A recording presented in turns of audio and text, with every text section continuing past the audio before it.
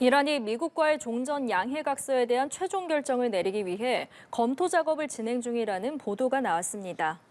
이란 파르스 통신은 현지 시간 14일 소식통을 인용해 이란이 양해각서에 대한 최종 결정을 공개하지 않았다며 정치적 검토 등이 진행되고 있다고 전했습니다.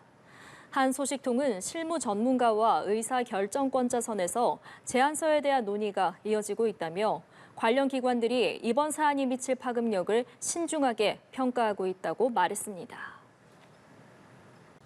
피트 헤그세스 미국 국방장관은 이란이 조만간 미국과 맺을 것으로 보이는 종전 양해각서를 준수하지 않을 경우 다시 전쟁을 치르게 될 것이라고 경고했습니다.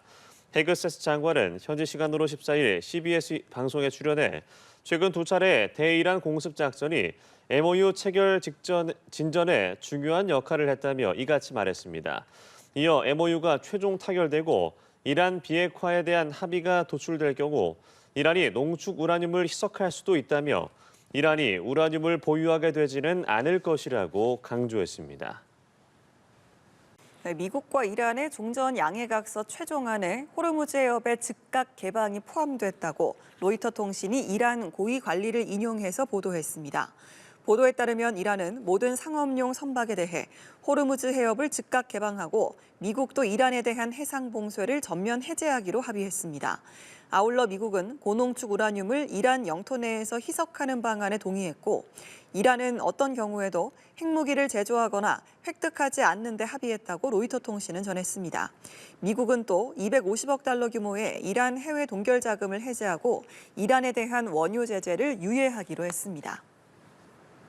도널드 트럼프 미국 대통령이 이란과의 협상을 타결했다고 밝혔습니다. 파키스탄도 미국과 이란이 평화 합의에 도달했다고 전했는데요. 자세한 내용 국제부 연결합니다. 이지윤 기자. 네, 트럼프 대통령이 이란과의 종전 협상이 타결됐다고 발표했습니다.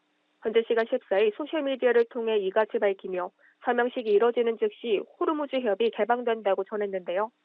이어 미군의 해협 요봉쇄를 즉시 해제한다며 세계 선박들은 엔진을 가동해 석유가 흐르도록 하라고 말했습니다. 트럼프 대통령의 발표 후 유가는 4% 넘게 하락하기도 했는데요. 중재국 파키스탄도 미국과 이란 간 평화협상 타결 소식을 전했습니다. 샤리프 파키스탄 총리는 양측이 레바논을 포함한 모든 전선에서 군사작전을 즉각적이고 영구적으로 종료한다고 밝혔습니다. 현지 시간으로 오는 19일 스위스에서 합의 서명식이 열릴 예정이라고도 덧붙였는데요. 벤스 부통령은 이번 서명식에 트럼프 대통령이 참석할 가능성도 있다고 밝혔습니다. 합의 타결 소식에 스타머 영국 총리는 양측 핵 합의와 관련해 지원할 준비가 됐다고 말했는데요. 카타르 총리도 미국과 이란 간 합의를 환영한다며 모든 노력을 변함없이 지지한다고 강조했습니다. 영국과 프랑스, 독일, 이탈리아 정상들도 공동 성명을 통해 이란의 핵무기를 절대 가져선 안 된다며 이번 합의를 환영했습니다.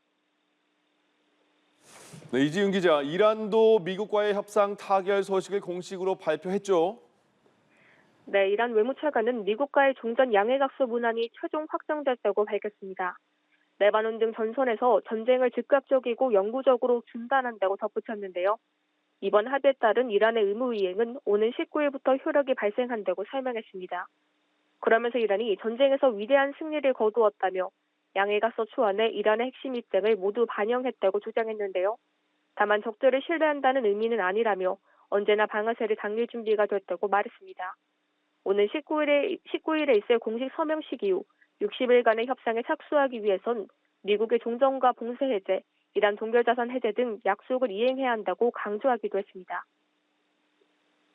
앞서 이스라엘이 레바논을 공습하며 이란이 반발했고 트럼프 대통령도 이스라엘을 비판했었죠. 관련 소식도 전해주시죠. 네, 앞서 이스라엘이 현지 시간 14일 레바논 수도에 있는 헤즈볼라 지휘소 등 표적을 공습했습니다. 이에 트럼프 대통령은 이번 공격은 일어나지 말아야 했다며 미국이 이란과의 합의에 가까워진 특별한 날에는 더욱 그렇다고 말했는데요. 이번 공습으로 서명이 몇 시간 지연됐다며 네타냐후 총리를 향해선 판단력이 없다고 비판하기도 했습니다. 이란은 이스라엘의 레바논 공습을 규탄하며 미국과 이란 간 휴전 협정을 위반한 행위라고 반발했습니다. 또 이스라엘의 범죄 행위를 자시하지 않고 응징하겠다고 경고했습니다. 지금까지 국제부에서 연합뉴스TV 이준입니다.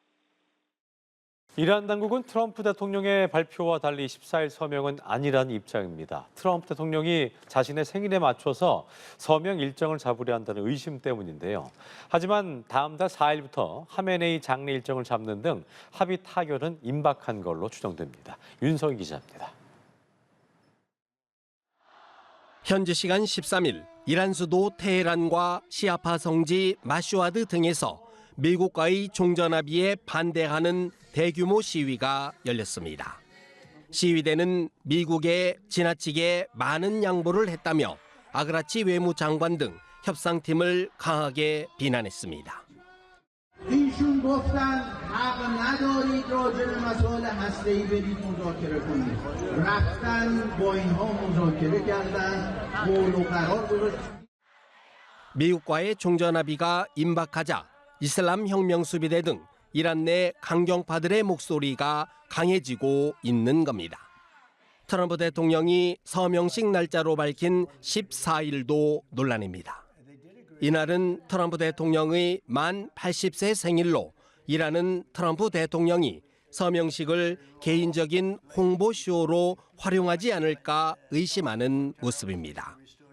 이란 외무부 대변인은 미국과의 양해각서 체결이 며칠 안에 이루어질 가능성이 있다면서도 14일은 아닐 것이라고 말했습니다. 다만 합의가 임박했다는 신호는 계속 나오고 있습니다.